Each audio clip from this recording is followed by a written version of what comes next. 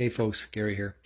One of my pet peeves, I guess I got a lot of them, but one of them is badly lit rooms. Um, like when a room is just not lit very well, it just bugs me, like an office or that kind of stuff.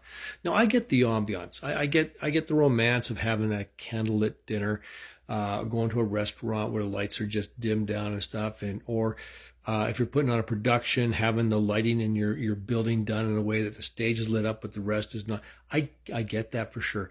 But I've been to those places when the lights are really bright and the room doesn't look that good when the lights are on. There's a reason why they dimmed them down. What I appreciate is a room that looks really, really good when the lights are on, that there's attention to detail everywhere. That I do enjoy. And that kind of gets us to what we're reading today. We're looking at 1 Peter chapter 2, verse 9. So let me just read it. It says this. All right. But you are a chosen race, a royal priesthood, a holy nation, a people for his own possession. Right there, right at the beginning of this verse, man, four things there. I could probably preach a whole entire month on this one verse. I think I see four sermons in here that are just amazing, right? You are a chosen race. God has chosen you. You're a royal priesthood. You are, right? You're a royal priesthood.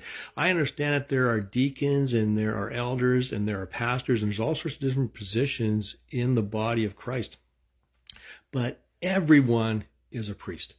Everyone is part of the royal priesthood. God has a design for you personally to be a blessing to the people around you. So that's just super cool right there, right? Right, a holy nation, a people for his own possession. In other words, God chose you. He wants you. But then it goes on and says that you may proclaim his excellencies of him who called you, that you can tell people about how good God is.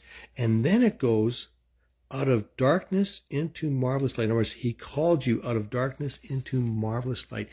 God has called you out of darkness into his light. And here's the thing. You didn't know how good it was. You had no idea how good God was. You had no idea how good salvation was.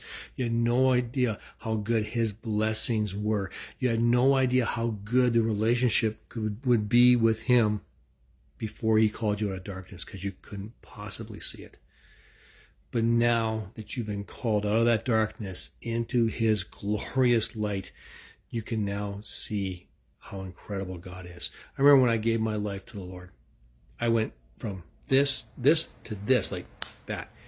And it was like a world was opened up to me that I never saw before.